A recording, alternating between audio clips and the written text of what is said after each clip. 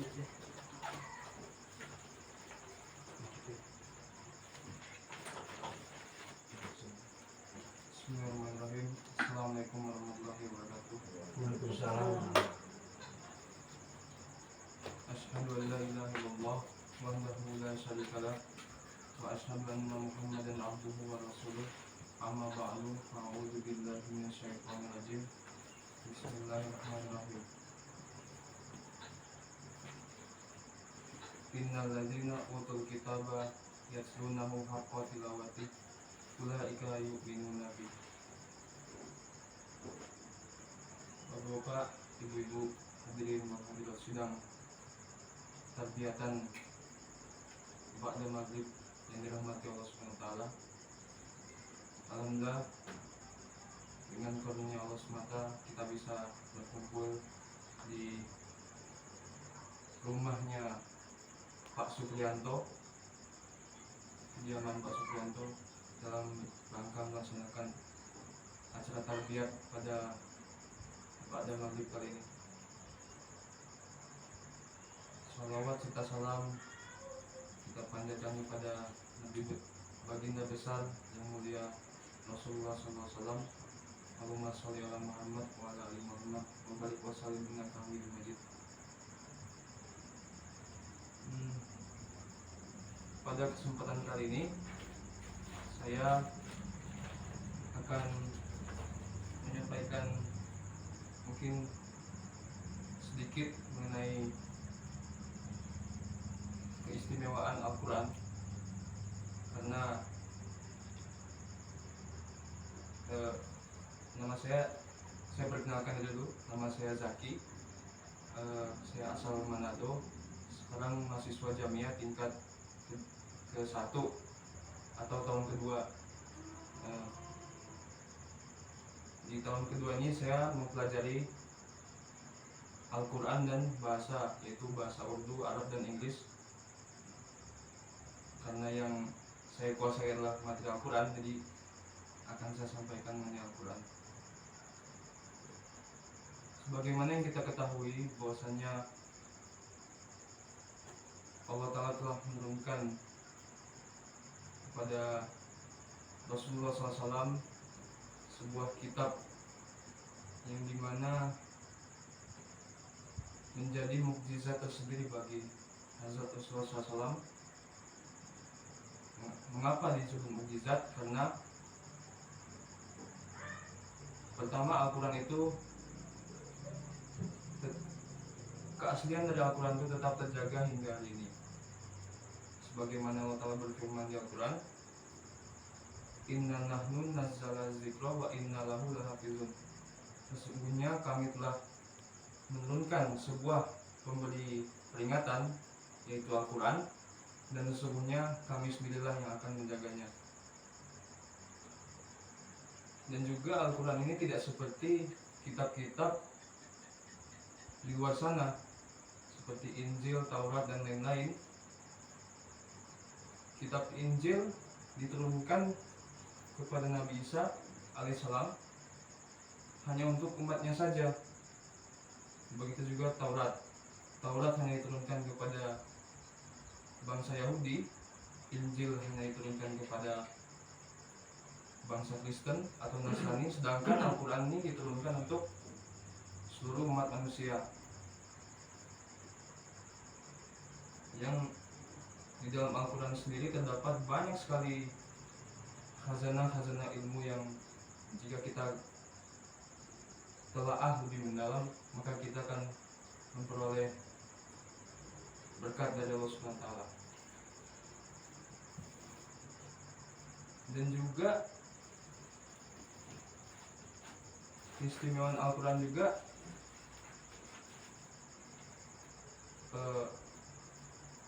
Al-Quran itu mudah untuk dihafalkan daripada kitab-kitab yang lainnya. Umpamanya kita menghafalkan Injil akan sangat sulit, sedangkan kita menghafalkan Al-Quran itu sangat mudah sekali.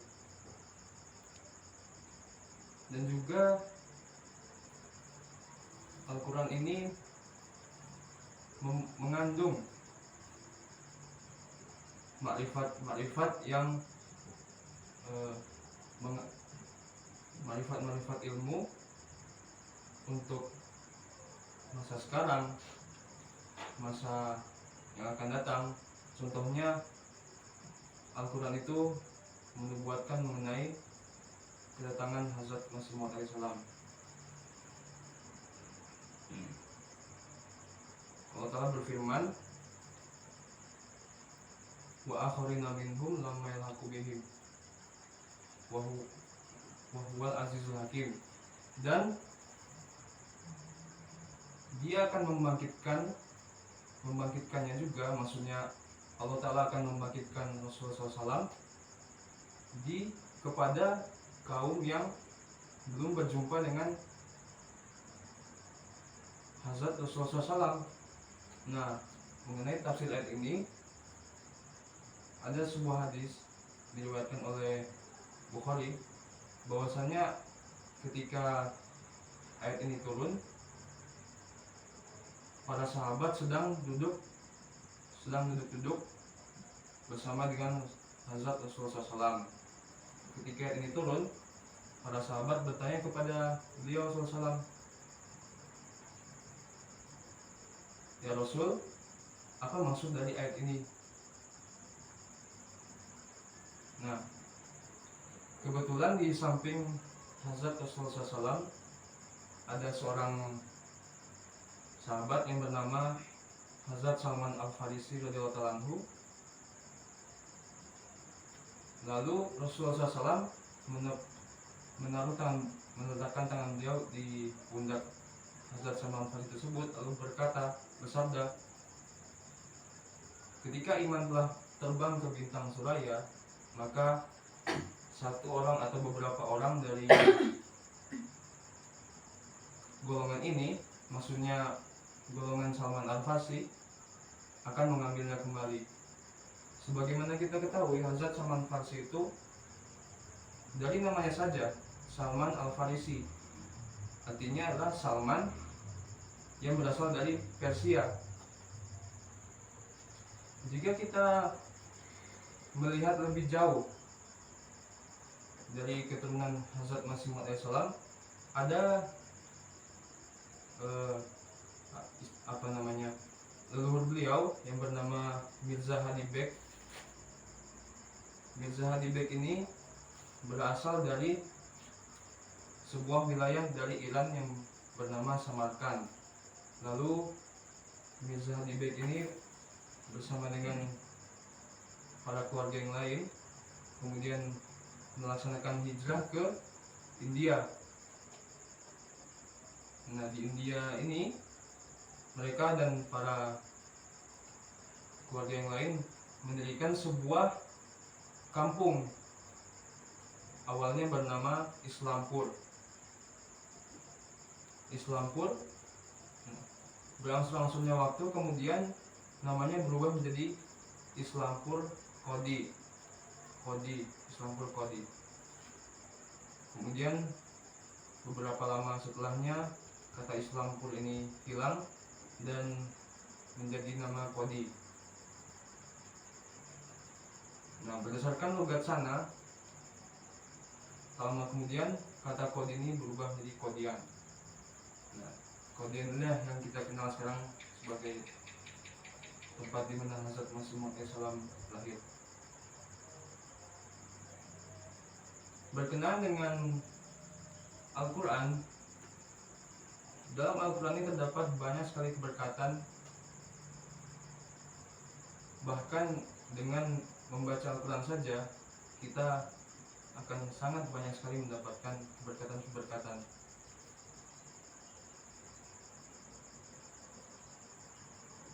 Rasulullah SAW bersabda, yang artinya adalah barang siapa yang membaca Al-Quran, maka barang siapa yang membaca Al-Quran satu huruf, maka dia akan mendapatkan 10 keberkatan. Jadi jikalau kita mengaji nih, misalnya kita baca Alif Lam Mim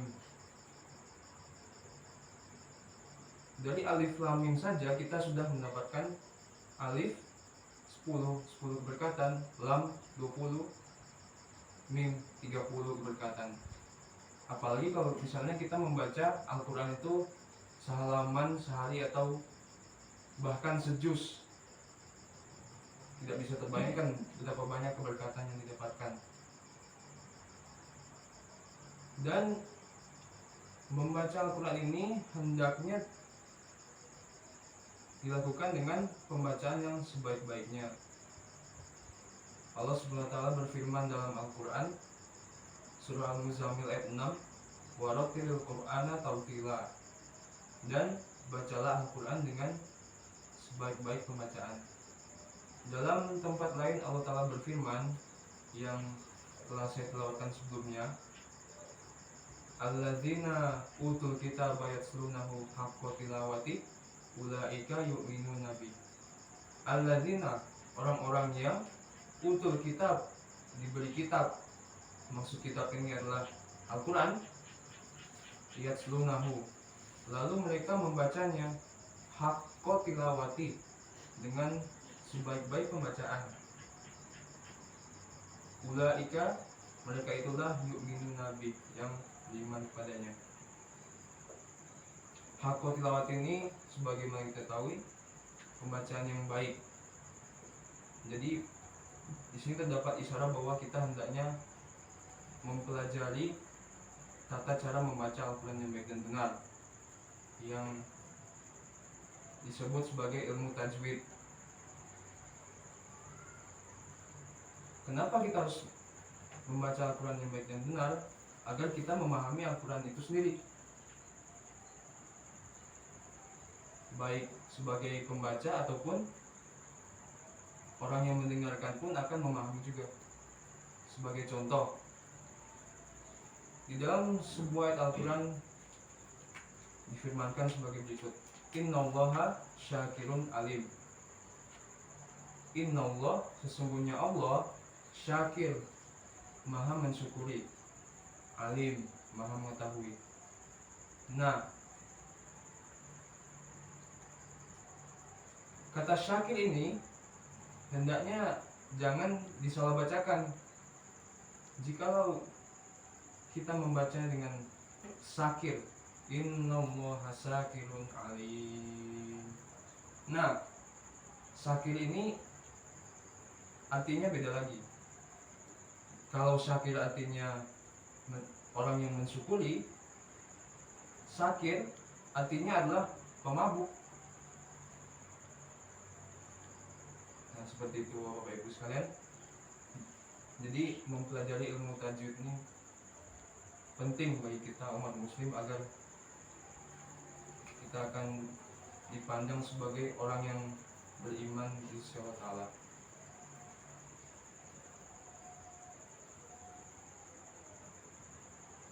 Bapak-bapak, ibu-ibu, hadirin wal hadirat sidang tarbiyat yang dirahmati Allah Subhanahu wa taala. Mungkin segitu dulu pemaparan sama dari saya. Jikalau ada kesalahan dalam pengucapan dan lain-lain, mohon dimaafkan karena saya di sini saya masih belajar. Kita sama-sama belajar. Saya belajar. Jazakumullah khairan jazaa. Assalamualaikum warahmatullahi wabarakatuh. Waalaikumsalam.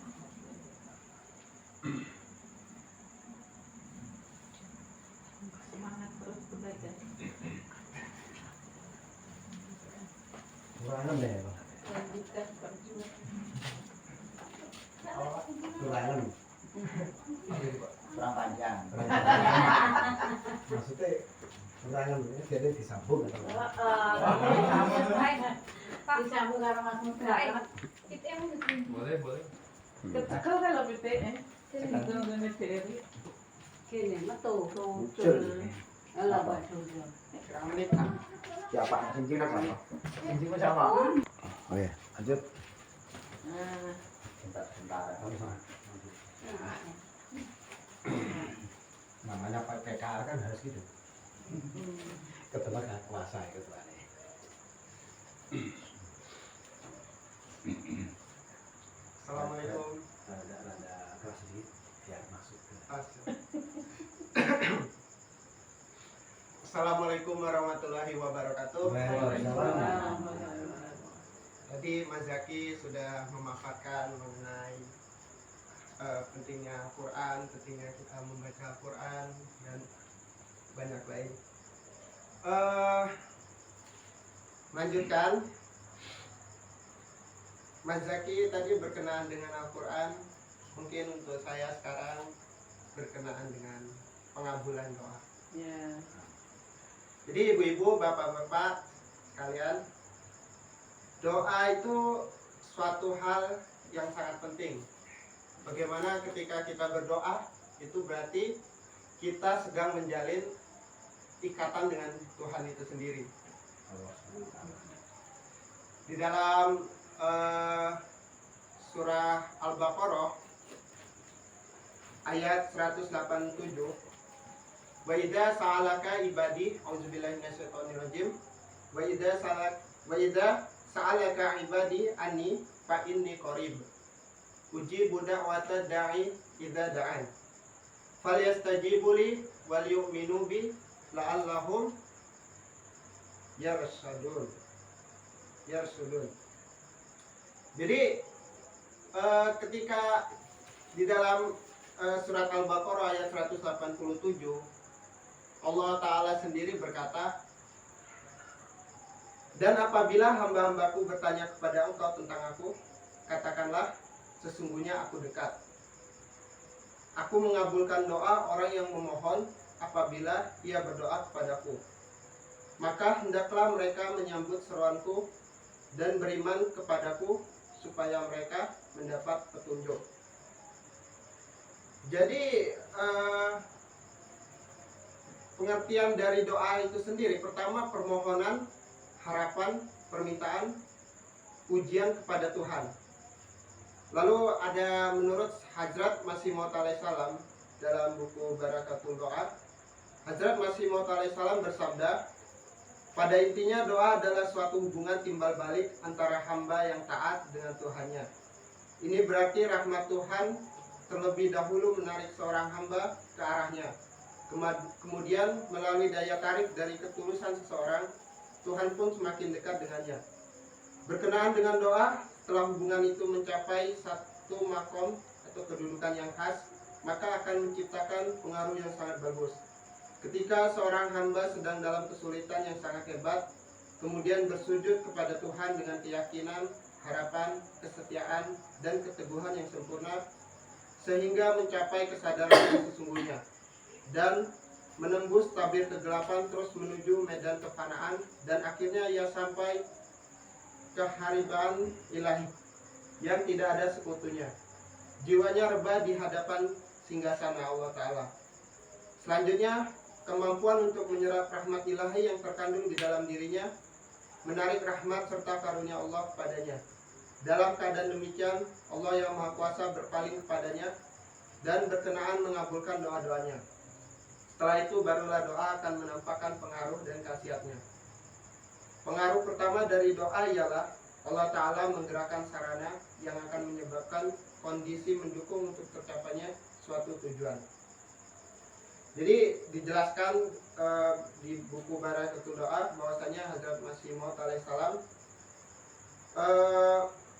mengatakan bahwasanya bersabda bahwasanya doa itu suatu tarik menarik antara hamba dengan Tuhannya.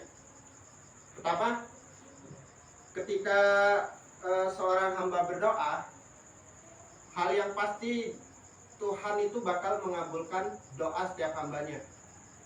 Ada salah satu buku yang saya baca, falsafat doa.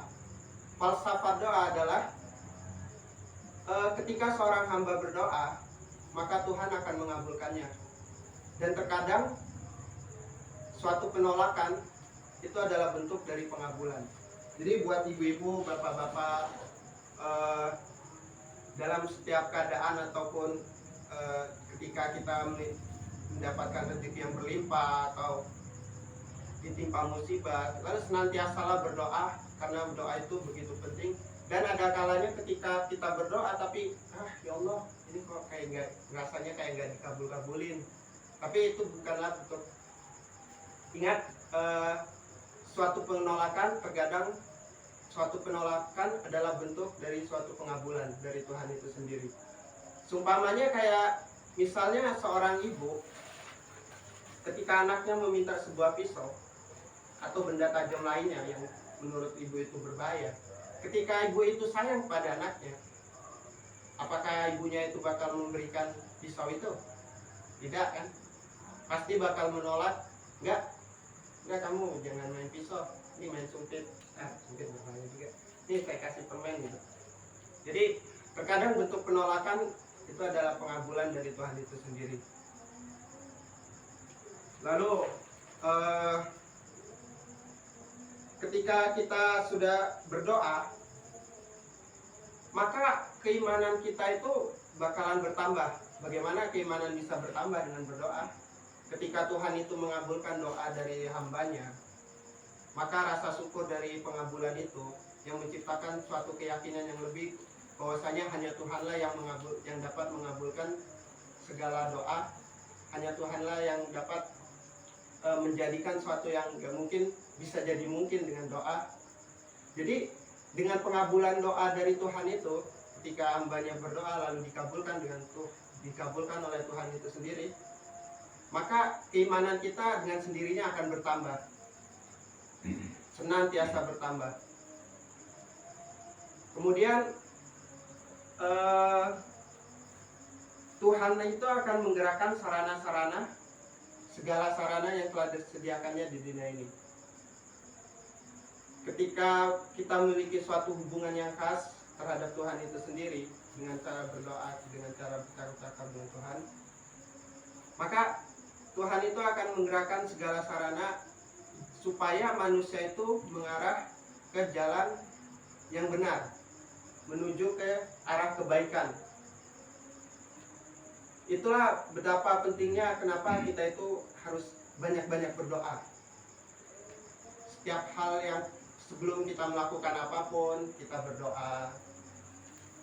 Sebelum kita mengambil keputusan, kita berdoa. Apapun berdoa. Bahkan Hazrat Khalifatul Masih kelima, ketika khutbah pertamanya semenjak awal dilantik, disahkan oleh Khalifah, kata yang diucapkan oleh beliau, doa, doa, dan doa, sampai 3 kali. Jadi begitu pentingnya doa itu sendiri.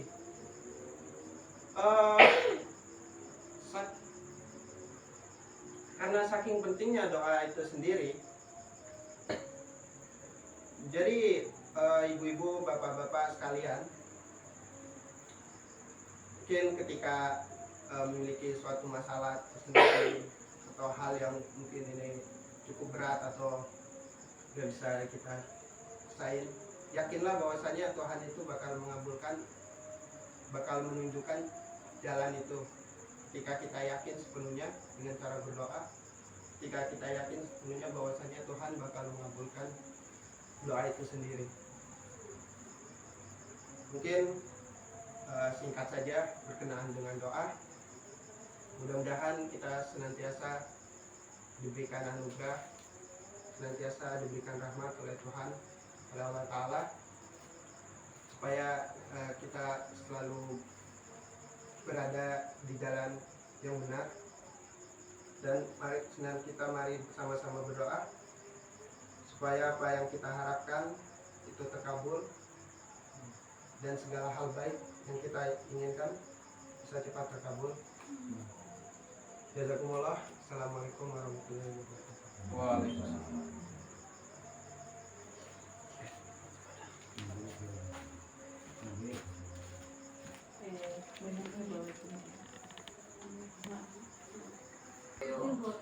Boleh ya sedikit.